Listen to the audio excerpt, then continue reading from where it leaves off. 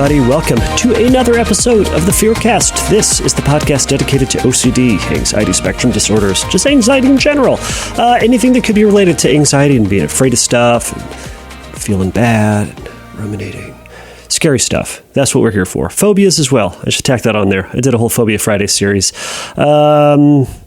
I liked it. I don't know if you guys liked it. Either way, the whole point was I thought it was fun. Anyways, welcome everybody to this podcast. My name is Kevin Foss. I am a licensed clinician specializing in anxiety and anxiety spectrum disorders. So thank you all so much for joining me, and thank you all for sending me in questions. To that point, those of you all out there, this is a question and answer based podcast. If you have a question about anxiety and how it works and how to fix it and how to get over it and how to fight it and punch in its stupid face, you can go over to fearcastpodcast.com and you can send me a message. You can send me your question and query, and I will read it and consider it, and I will likely put it up on a future episode.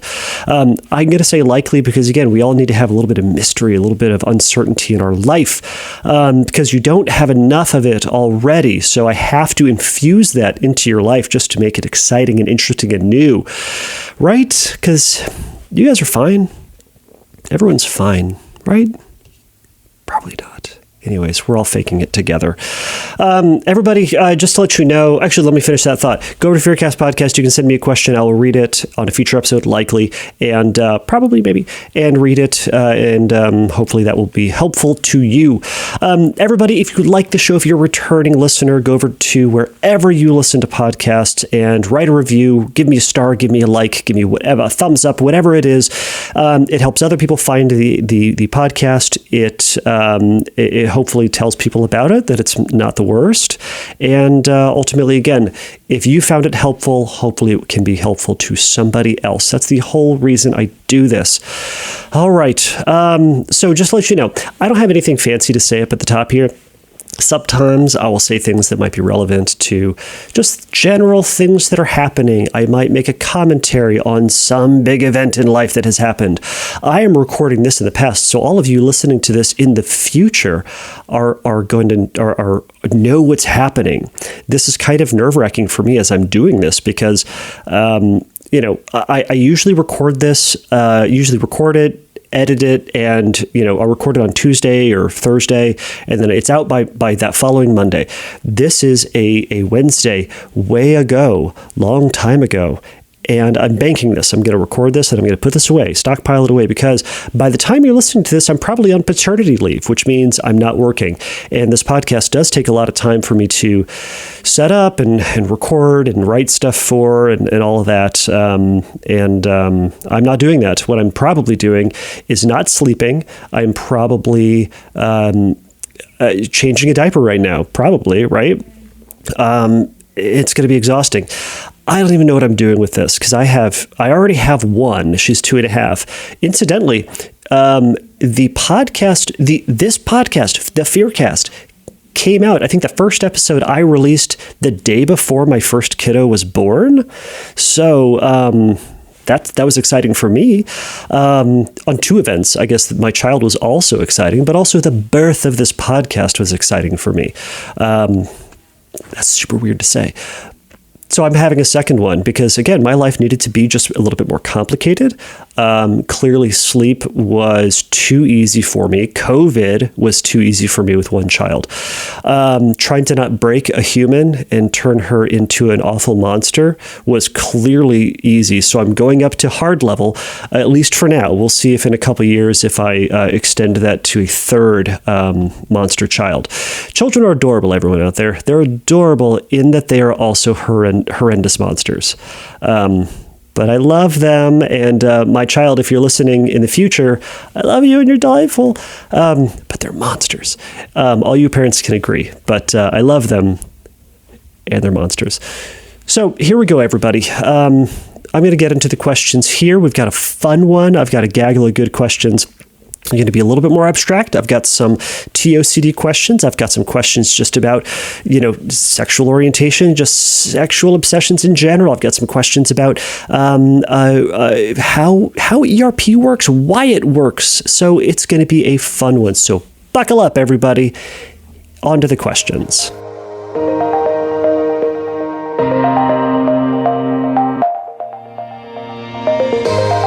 Okay, this first question comes from Mark. Mark says, I've been dealing with TOCD for some time now, and the thoughts terrify me. I don't want to be a woman, and I begin worrying and questioning, if there is not a possibility I am, then why am I having these thoughts? I've never questioned my gender until this theme came up, and it's been terrifying me ever since. If you could give me your 2 cents, please tell me. All right, Mark, I appreciate this question. This is a good question. So TOCD, everybody out there, for those uninitiated, is the fancy, silly, shorthand word or name we give for transgender OCD. So a note, you've probably heard me talk about this before, a note on the names that we have in OCD land: TOCD, HOC, POCD, SOOCD, POCD, or PPOCD, scrupulosity. I guess that doesn't have an acronym. We need to get on that, everybody. But there's a lot of names that we have for these things. Now, the names are just there as shorthand. It's for those of us who are in the community, those of us who are here talking about OCD and anxiety stuff. It's so that we kind of can just say, hey, it's blank. And we kind of know the cluster of what's happening. We know kind of the obsessions, kind of the struggles somebody is going through, rather than having to say it's OCD and go, oh, it's washing and checking. No, it's not washing and checking. Oh, so it's hoarding. No, it's still not hoarding. Oh, okay, so you're thinking a lot. No, I'm not thinking a lot. Well, I am thinking a lot, but it's about something else. Anyways, you get the idea. It's to just, when we say I have TOCD, it means this person is experiencing OCD. So just obsessive compulsive disorder. But the theme is around the idea of being transgender. So either fearing that they want to become the opposite sex, fear that they already are the opposite sex and are fighting against that. It already just kind of narrows it down so we can have a more straightforward conversation. We ought not to get caught up in the various labels, because there's been much discussion about them, and people fight about them and which one is better or worse. Let's all remember that it's just OCD. As a primer, everybody, OCD, so obsessive compulsive, 2 things. So thoughts and behaviors. It goes like this. All right, my obsession. Well, first off, anything out there can be a trigger. Seeing someone, not seeing someone, thinking something, feeling something, hearing something, anything. That triggers this thought. What if blank? Or if blank, then blank. If I do this, then this might happen. If I don't do this, then that might happen, etc. What if blank is true? What if it's true about me? What if it's true about the world, right? Now, that's what I call the feared story. Now, that's a story. It's fake. It's false. It's an option, right? Now, that story causes anxiety or sadness or emptiness or something. And now that person says, ooh, I don't like that feeling, so I better make sure that I do something to make sure that story is never going to happen, or that I feel better. That's where the compulsion comes in. That is going to be an avoidance. It's going to be a repetitive action. It's going to be a ritual. It's going to be something. It's going to be a thought process, a rumination, perhaps. It's going to be something that they do to make sure that the story never happens in the way that they think it's happening, or that they feel better. Once they do that, they get relief. I feel good. Okay, good. Everything's safe. I'm okay. Nothing bad is going to happen. And our brain goes, oh, good, I'm glad we did that compulsion. Now we feel safe again. The problem is then we see that thing again and our brain goes, but what if that thing is true? And we go, oh no, again, and we do the compulsion. Anyways, it's a reinforcing cycle. Now, Mark, you've been talking about TOCD. Okay, so for those of you out there, for TOCD, again, common obsessions are going to be things like, what if I am a woman? So from a male perspective, what if I am transgender and I'm going to transition into being a woman? What if I deep down really am a woman and I ultimately have to transition? What if I develop this and want to become this? And these thoughts can all be triggered on people mentioning like him, her, she, him, her, she, hers. That was too difficult for me. I've had a lot of coffee, yet not enough coffee. You know what I mean? So the significance of quote, being transgender and the impact that would have on someone's life can be frightening, because it can signify a core fear, or it can initiate this or tap into this core fear that I just don't know who I am. What if I never figure out myself? What if I'm just the wrong person? What if this isn't me? Because there's so much that we have wrapped up in our sexuality, our gender, our identity in some sort of way. Now, this is just one option. This is not saying that you out there struggling with TOCD, this is you, but this might be you. Meaning that this might reflect the fear that you are having. It also might not entirely. Just because I missed a point that is something that you're experiencing doesn't mean that you aren't experiencing it. It just means that I'm doing a cursory and short explanation of TOCD. That's what it means. We'll get to that in a bit. So common compulsions of that are going to be reading stories from transgender folks. It's going to be about watching videos from transgender people to see if their story reflects my story or your story. It's going to be evaluating your feelings. Do I feel like a woman today? Do I feel masculine today? Do I feel like I want to transition? It can be comparing yourself to other people. This person transitioned in this way, or this person is transgender, and I share these common traits with them, therefore I must be transgender too. It can be avoidance. It can be avoiding talking about transgender stuff. It can be avoiding talking to men. It can be avoiding talking to women. It can be avoiding watching TV where they might address some trans issues on it. It can really be anything that somebody does that's going to tap into a sense of calm and comfort. Now, Mark, what you're talking about, though, you said, I don't want to be a woman. And I begin to worry and question. You said this, if there's not a possibility, then why am I having these thoughts? Well, you have OCD. You called me. You emailed me, but you messaged me. You didn't message in Dan Savage. You didn't message in somebody who talks about transgender issues on a regular basis. You messaged me. Deep down, you know that this is OCD. You know that you likely have a history of OCD symptoms, obsessing about something and trying to do things to cover that up. And ultimately, as you go through that cycle, it has only left you feeling more anxious, confused, uncertain, and unsatisfied in that.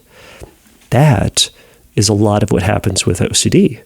So just because you're now worrying about transgender issues does not make it any different. It just means that now you're concerned about transgender issues and still going through that same cycle. So Mark, the first thing I'm going to advise you to do is to take stock into what it is that you are doing as compulsions. Are you avoiding things in people?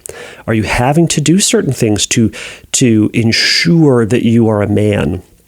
Sometimes, again, back to the point about compulsions, some folks some men will do uber masculine things or dress in uber masculine ways, will avoid things like wearing pink or wearing purple, I don't know, doing things that would potentially make them look or feel or think in a feminine type of way, or at the very least, just simply not masculine.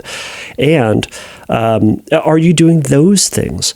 Are you checking with other people, asking what they think about your masculinity, your femininity? When you start to note those things, put those into a list, because those are going to be some things that you want to resist doing, or you want to start doing the opposite of them. So this is where exposure and response prevention comes in. But it's to say these are going to be thoughts that are in your mind that your brain is giving you. This is that feared story. If blank, then blank. If I'm transgender, then this terrible awfulness will happen to me. We need to acknowledge this first. Mark, you're having this as a thought. Just a simple story that's going through your mind that is terrifying, sure, because it's not something that you want. But it's not something that you have to have if you don't want to have it. And if it doesn't feel consistent or reflective of who you genuinely, really, truly want to be or feel that you are. But we do have to accept that that's the thought in your head. And OCD gives you ego-dystonic thoughts, which is thoughts that go against who it is that we are. Thus far, it's a thought. It's kind of like if you're walking down the street. I have this from time to time. If I'm on the freeway and if I'm in dead stop traffic and I hear a motorcycle coming, you know what my brain says? hey, Kevin, just kind of open the door on that guy. Thunk. And knock that guy into oblivion. That's a terrible, horrible, violent thought. That's a terrible thought. And I have it. Am I going to do it? No. Does it mean I want to kill people? Probably not. But it does mean I had a thought. Mark, you need to accept that right now this is a thought that you have, and it usually reflects something that you don't want. Now that you recognize you have the thought, we need to move forward with life and resisting the urge to fight it, resisting the urge to prove it one way or another. Ultimately, if it doesn't mean anything to you, why are you spending a whole bunch of time thinking about it, right?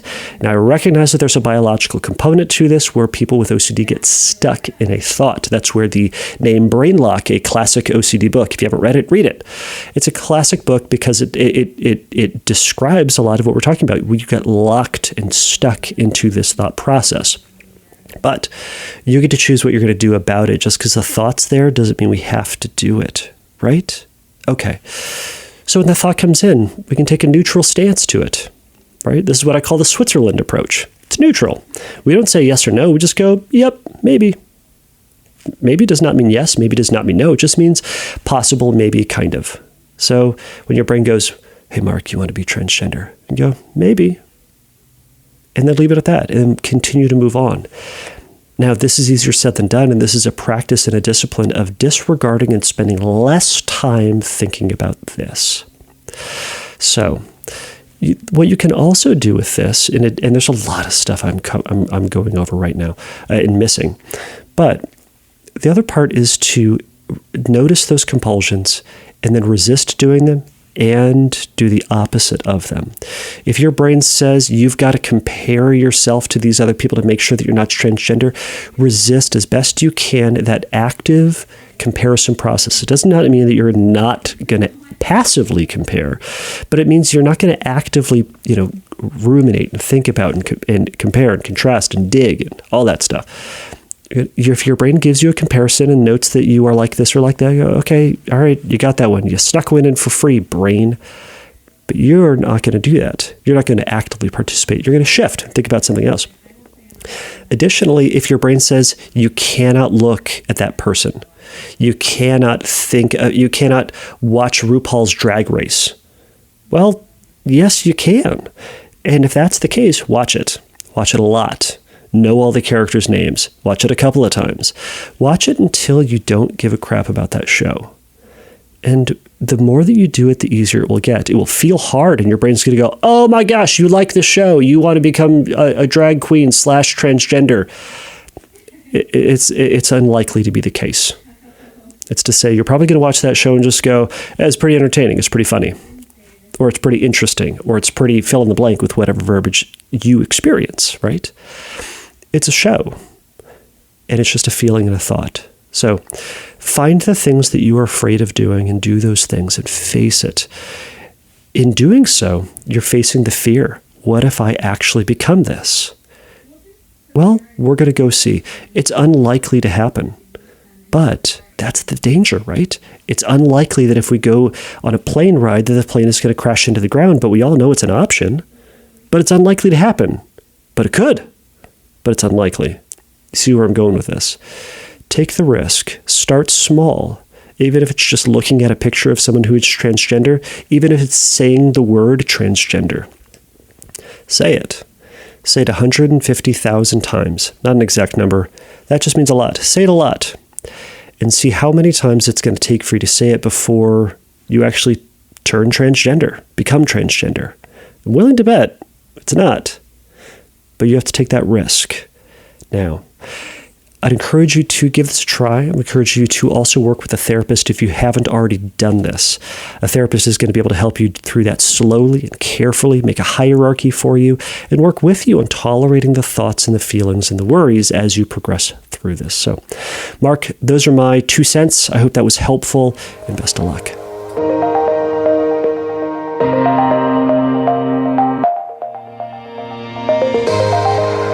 This next question comes from Varad. Now, first off, Varad, I'm going to say thank you so much for phonetically spelling your name. I would have messed that up. I'm just being honest. I'd probably say Varad. I probably would have said that. But Varad, thank you so much. So actually, I'll say this. I still might be messing that up, but I would thank you for your patience and your forgiveness in that. So he asks, why is purposeful ERP exposure so uniquely different from day-to-day triggering events? In other words, how does minimizing destructive responses to simulated triggers train people with OCD to better manage responses in, quote, real triggering events?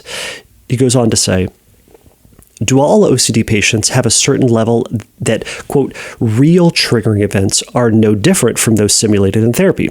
He says parenthetically, in terms of the fact that they are all just intrusive thoughts, or is there some other transitive reason why trained responses to simulated events help after minimizing anxiety when some non-simulated triggering occurs? Okay, so that was a mouthful of a question, and I really appreciate that. I think it ultimately is a really good question. So I think at the core of what Varad is saying is, how does ERP work? Right? I think what I'm hearing him saying is, all right, so ERP exposures are fake. They're not real. They are artificial experiments that we're going to do. So how is it that they actually help in real life triggering situations? So in brief, I'm going to say the answer is going to be generalization, which means taking the practice of doing something in one environment and having it expand out to and apply to other situations. That is ultimately going to be the goal of ERP. Now, it can get really complicated. There's going to be some stuff that is certainly way over my head in terms of the biological components of this. From my understanding of the inhibitory learning model, which is a model that kind of they're talking about a little bit more in the OCD land in terms of treatment. And the inhibitory learning model, I have an episode on this very early on. You can go find this, and it does a cursory explanation of it as well. But the inhibitory learning model helps to describe why ERP works. So briefly, and some smarter person can message me and tell me I'm completely wrong, but here's my understanding of how it works. Essentially, when we have an experience that triggers our anxiety and we give into a compulsion, we learned something wrong. We learned that something was dangerous when ultimately it was not, or it was unsafe, or it could cause some type of threat to us. So we responded to it in a way as if it were a threat, and our brain very quickly learned, oh, that thing's dangerous, don't do that thing. And then we kept doing it because our brain kept saying, hey, Varad, that thing's dangerous, don't do that thing. So it kept doing it. Inhibitory learning over the course of intentionally looking at that situation, challenging the thought about what is our feared expectation? If I do X, will Y happen? Will it rationally happen?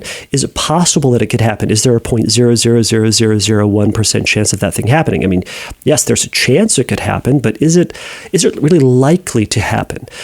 And then we're trying to put ourselves in situations where we can help defy and disprove that feared expectation. Now, again, it doesn't mean that the thing is not going to happen, but we're trying to challenge our learning and relearn what is, quote, safe. So we're trying to say it's safer than dangerous. It doesn't mean that it's safe, but it's safer than dangerous, right? Safer than perhaps what our brain is suggesting is going to happen, right? And what our fight or flight response is suggesting is going to happen. Through the inhibitory learning model, again, we're going to identify a specific event. If I do X, my brain says Y will happen. We talk about how certain we are about whether or not that thing is going to happen. And then ultimately it goes down, and also we can question, well, how are we going to know that that thing has happened? Because we also want to look for proof, right? Evidence that that thing is going to happen. The other caveat to that is sometimes the question isn't about a thing happening, but whether or not we can actually deal with it. Deal with the discomfort, the pain, the uncertainty, the fear, whatever the emotional experience is. Some people just go like with sometimes with contamination, it's this. Sometimes with disgust, it's this.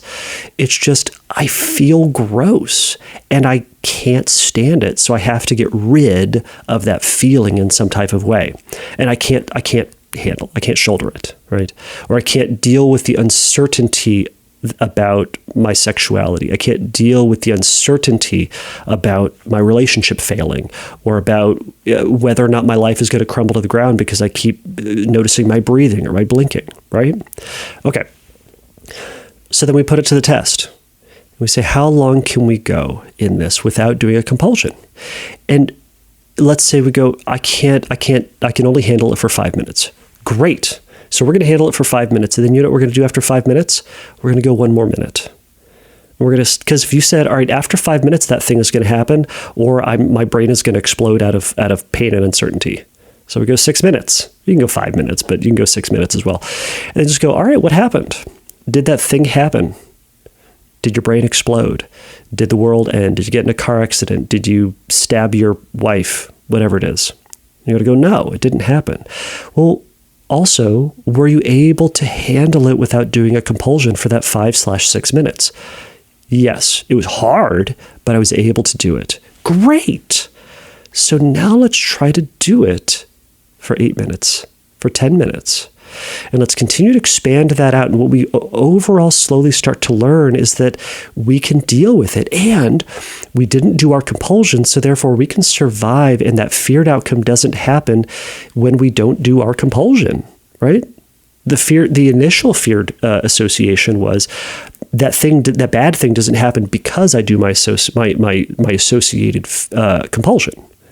So that's what we're trying to do, to show that this thing doesn't happen. Now, that is ultimately how ERP works. We are exposing and then pulling back on the compulsion. And over time, the more that we do that, it gets easier. That's where the talk about habituation comes in. But ultimately, over time, your brain just learns that the thing is unlikely to happen. So I hope this makes sense. Now, how does it work then? It's that how do you take a false or a kind of a manufactured experience, and how does that translate into real life events?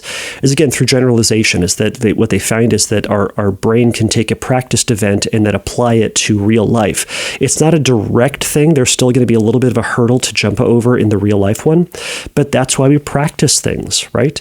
That's why they rehearse a play before they put it on. That's why sports teams are going to do drills before the actual event, right? Or before the actual game. They're taking those skills that they're learning during rehearsal, during practice, and then applying those skills, though it might not be a direct application of it. They're going to apply those same physical skills, mental skills, emotional skills, whatever they've been training, and they're going to apply those to regular life, and they're going to see how they go. Now, if they work, if they don't work, great. That's just information, and they're going to take that back and try to put that into practice again. So, it's training. We're training ourselves that this thing is okay and that we can learn to deal with it, with whatever's coming our way. Now, one biological component to this that I have heard, and to whatever degree this is factual, I've not read the research on this, but I heard a smarter person than me talk about this, so I'm going to trust it. It said something to the effect that that as we practice some of the ERP, it's that at least with like scripting, is that some of the same neurons in our brain are going to be firing as if we're in that actual event. Now, if we stay in that actual event, if we stay in the script, or we stay in the exposure for long enough, over time our brain gets bored and sends out fewer and fewer danger messages, that fight or flight response. And it kind of gets bored. And it's because our body and our brain don't like being at such a heightened sense of anxiety. It doesn't like it. So it's going to kick in what's called our parasympathetic nervous system, which is the part of our brain or a system within our brain that helps to calm down our fight or flight response. Because again, being at a heightened fight or flight response for a long period of time can cause some problems to our body and our brain, but that's for a different discussion. So our parasympathetic nervous system kicks in, it calms us down, and then we get back to normal. So we're still in that event, but we're seeing that, I can be in this experience and I'm not feeling as triggered. The more that we do that, the more that our brain starts to see that, I'm around a snake and that snake doesn't bite me. Well, our brain stops sending out as many fight or flight responses and goes, maybe snakes aren't as dangerous. Maybe heights aren't as dangerous. Maybe being in a gay club isn't as dangerous as my brain thought it was going to be. I didn't go to this gay club and just boom, turn gay. It's that it learns. It learns that this is okay, right? This is being in a gay club is safe. Watching this is safe. To Mark, watching a documentary about a transgender person is safe. I put that in quotes, safe, right? Who knows what's going to happen, but that's part of the risk. But we need to first focus on challenging that story. So, Varad, I hope that explains it in some type of satisfactory way.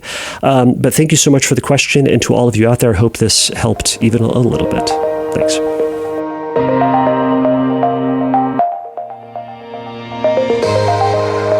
All right, so this next question comes from Wendy. This is a very direct question. I really like this. If a person has sexual OCD, should he masturbate 3 times a day, or will that make intrusive thought OCD worse? So, thank you for this question. So I don't think anybody should be masturbating for 3 times a day. Who has the time? What are you doing all day that you've got the time to masturbate 3 times a day? Now, these are just this is just my jokey response, I guess. But should he masturbate 3 times a day? All right, if that person just says, you know what, I love masturbating 3 times a day. It's everything I've ever wanted. I feel good. I feel right. It has no problem in my life. Great. Make it happen. Go do it. Go live your dream, bro. However, will it make intrusive thought OCD worse? I'm going to go out on a limb. I don't know the situation. Wendy, I don't know who this person is exactly that you're referring to, but I'm going to go ahead and say, yeah, it's probably going to make it worse. I've never spoken with any psychiatrist or other OCD professional where they've said, the best thing to do is to take Lexapro as prescribed, make sure that you do exposures, and then masturbate 3 times a day. This is not a typical treatment regimen that I've ever heard of. Now, it doesn't mean that some therapist out there has not suggested that. I'm just saying that reasonable therapists don't suggest that. So, will it make it worse? Probably. My anticipation is that the masturbating 3 times a day is trying to prove something or verify something that ultimately the masturbation is never going to be able to do. Will it calm the person down a little bit? Will it de-stress them a little bit? Yeah, probably. Masturbation is a very good tool for that. However, is it effective for dealing with OCD? No, not in the long run. But it is, I would say that is a compulsion that ought to be stopped. So resisting masturbating, cutting down to 2 a day, cutting down to 1 a day, and then seeing about skipping days and then seeing what happens, seeing if whatever you're afraid of is going to happen if you don't masturbate that amount of time. And secondly, I would resist ruminating about now what's happening because you're not masturbating. The combination of the exposure and resisting the rumination is certainly going to help.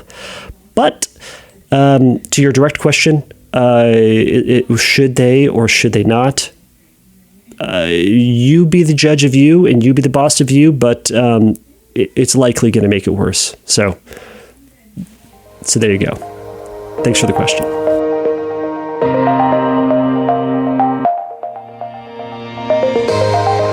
All right, everybody, this last question comes from Pauline. Pauline says, my therapist tells me to stop mental rituals. For example, they said looking for evidence that I'm gay, and to engage in healthy distraction when I start going down this rabbit hole. And at the same time, she also tells me to intentionally have the thought that I'm gay during some of our exposures. I'm confused. I'm confused as this seems so contradictory. I'm supposed to sometimes not think about it and at other times do think about it. Can you help me understand? Thanks so much for the work of the OCD community. Your podcast has been such a gift. Well, Pauline, thank you so much for the kind words. Again, sometimes the kind words just, they really do go a long way. From time to time, I sit here and going, God, is this podcast even doing anything? Does this help anybody? Why am I even doing this with my time? And then, you know what?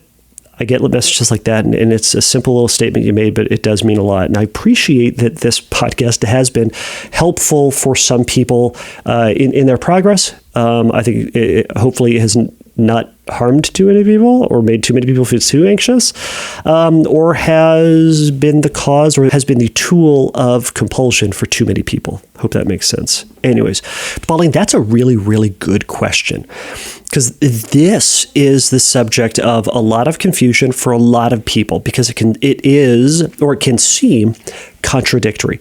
And I'm going to be the first to tell you that I have done exactly what your therapist has said, to think about it and to not think about it.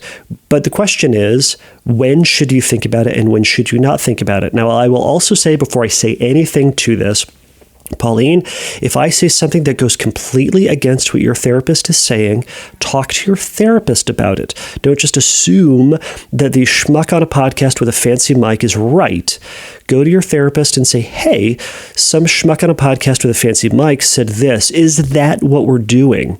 Sometimes that can help clarify or start the conversation with your therapist as to whether or not this technique that I'm talking about is what you're doing, and just kind of the verbiage might be helpful in the way I'm saying it. Or if it's no, they're telling you to do this for a very, very specific reason, and they're advising that you do this for that specific reason. They are your therapist, not me. They know the ins and outs of your anxiety. They know why they're making those interventions, meaning that they're telling you to do the things that they want you to be doing. They're doing that all for a reason. Do that. But it can start the conversation. If one of my clients comes up to me and says, hey, I read or I listened to Kimberly Quinlan's podcast and she said to do this, I'm going to say, great, let's talk about the pros and cons of that. Will it help? Will it not help? Will it harm? Et cetera, et cetera. I want to talk about it. I don't want to just say, no, you have to listen to everything I say, or yes, Kimberly Quinlan is always right, do everything that she says. It's sometimes we're doing something in my sessions for a very different reason. So that's why we're having that. That's why you can have that conversation. All right, Pauline, I hope that made any sense. Back to your question. Okay, so Pauline, so why would you think about it sometimes and why would you not think about it at other times? Well, first off, to the point about mental rituals and distraction. Oh boy, distraction. So distraction is going to be one of those hot topic discussions, and I think that there is some redemption for distraction within OCD treatment. Some people are going to say distraction is ultimately just thought suppression and avoidance and ought not to ever be done. Some people are going to say distraction is a helpful and healthy tool within treatment. I am more, not always, but more on the side of it is a helpful tool. So, if you are going through mental rituals, now those are going to be covert compulsions, things that are just going in your head. You're going through the same story in your head over and over and over again. It can be helpful to disengage from that mental ritual and to start thinking about something else. It doesn't mean pretend like that initial thought or that rumination isn't there. So looking for evidence that you're gay. It's not to say that your brain doesn't have that thought in its head about being gay. It just means that you're going to try to think about something else while allowing for that thought to be there. Okay? You can kind of think about it as like if you are my silly example of the I'll try to do a new one. So if you were to look out your window, you might see a tree outside. That's great. Now you might, in the periphery of your vision, you might also see a lamp. You might also see a bush. You might also see a car. You might see a lot of things. But if you're looking at that tree, you see the tree and you see a lot of the other stuff. Now, shift your attention. Now look at that car, that bush, that lamp. You might be looking at that and you're still seeing the tree. It doesn't mean just because you looked at the lamp means the tree all of a sudden disappeared. It just means that you shifted your attention to it. Now, that's kind of what we're doing behaviorally, or mentally rather, with that in terms of distracting and shifting. Now, it's going to be slightly different though, because if you turn your attention towards something to resist the mental rituals, the idea is that you're going to get so engrossed in that new thing that you, meaning applying your active attention to this thing so much that your brain just kind of gets bored with that mental ritual and then stops paying attention to it. That's kind of the goal of it, because the nice thing about our big dumb brains is that it kind of gets bored quickly, or it gets bored. And we're relying on that process for it to kind of shift and to think about something else. And we are helping it by actively trying to put our attention into something else. So that's when we're going to not think about it, meaning not actively think about, in this case, looking for evidence that you're gay. Now, they also say they want to intentionally have you think that you're gay in other exposures. Right. So now, this is going to be for more of a traditional ERP process, right? So this is where you're going to intentionally focus on that thought about being gay, whether or not you're gay content, etc. The point of that is to actively bring on that anxiety. Bring it on as much as you can. Focus on it. You're learning in that process that you can think about it.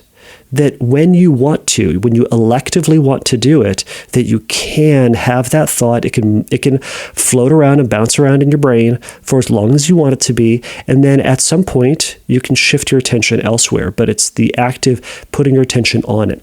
Now, these are two different exercises at two different times, right? It's kind of like saying, so one is more of an acceptance piece, and the other is more of an active exposure piece, right? I kind of like the analogy of like getting in shape. Okay, you and I can get in shape by quitting our job and working for a moving company. If we work for a moving company, we're going to be picking up heavy boxes and couches and beds and all sorts of weird stuff, right? We're going to be walking around for hours a day. It's going to be exhausting, but man, I'll tell you, we're going to be burning a ton of calories and working our muscles out a lot, right? So that is still going to help get us in shape. Now, we could do that as part of just living life, right? You can also go to a gym and intentionally do these activities that are hard, that you grab weights that aren't really doing anything in real life, but you're grabbing the weights, the heavy thing, and you're lifting that thing over and over and over again to show your body, get stronger, get bigger, and look, I can carry and lift this big heavy thing so that I can go lift heavy things in real life, right? Okay, so with the mental rituals, your brain just naturally gave you a gay thought. Great. Who cares, right? That's like saying, with the whole muscle thing, that's like helping your buddy move. They got a couch. You said, I'll help you move the couch. You pick up the couch. It's heavy, but we're just dealing with the heaviness of that couch as it's there. We're not saying, oh, it's heavy. You know what? I need to make it heavier. Throw the boxes on top. Get the lamp. Hey, Joe, sit on this thing. We're not doing that. We're just saying, I'm going to pick up the couch at whatever weight that it is, right? That's not what we're doing at the gym. The gym is lifting weights so that lifting the couch in real life later on or a later situation is a little bit easier. I hope this analogy isn't just completely falling apart or making any sense. And I know it's not quite the same as the disengaging from the initial thought. But it's to say there are two different exercises. One, now this is the lifting the couch and moving and all that stuff. That's more along the lines of that discussion of, is ACT helpful? Why is ACT helpful? And is distraction a effective tool? Now, that's a healthy discussion, and that really depends on the situation. And for some clients in various situations, I will change that around. But the point is, during that time, it's to say, I'm not going to continue to go down this path that is unhelpful. Continue to go down this path that is potentially causing more harm through reinforcing that fear. Remember, we talked about that reinforcement cycle of that reinforcing the obsession during the compulsive cycle, right? So we're resisting the urge to do something that's going to cause more damage. So we're going to try to distract ourselves to prevent ourselves from doing that. Intentionally thinking about some gay content is trying to bring up a thought so that you can tolerate greater and greater senses of discomfort and greater detail of thought, so that when that thought just naturally pops up in life, you can deal with it. You can say, man, I've thought about so many gay things. I've thought about the gayest of things. And that you'll say it's not a big deal. Like if you can go to the gym and you can squat 450 pounds, helping your buddy move a 50-pound couch, because couches aren't 50 pounds, helping your buddy move a 100-pound couch, are couches even 100 pounds? Helping your buddy move a heavy couch is not going to be a problem. If you could squat 450 pounds, you get what I'm saying? So that's kind of the idea of that. So Polly, I hope that helped to explain the reason for those two things. But what I'd encourage you to do is actually talk with your therapist and say, hey, therapist person, this is super confusing. Why is it that sometimes you want me to think about it and sometimes to not think about it? Hopefully they can explain the reason behind it. I think it's helpful to tell my clients at least why we're doing the thing that we're doing, so that they just don't think it's a big jumble of stuff. So go ask your therapist why they're doing this, or why they're asking you to do the exercises that they're doing and why they're doing it. They should be able to help explain that and help you with education and the power of education to help take that risk. So, Pauline, thank you so much for that question, and best of luck. Okie dokie, everybody. Thank you so much for making it through this episode, this mystery episode of something that has may or may not happened in the future. I will just say things like this. Oh my gosh, can you believe that person said that thing that one time? Or things like, isn't it a tragedy that that thing happened or didn't happen?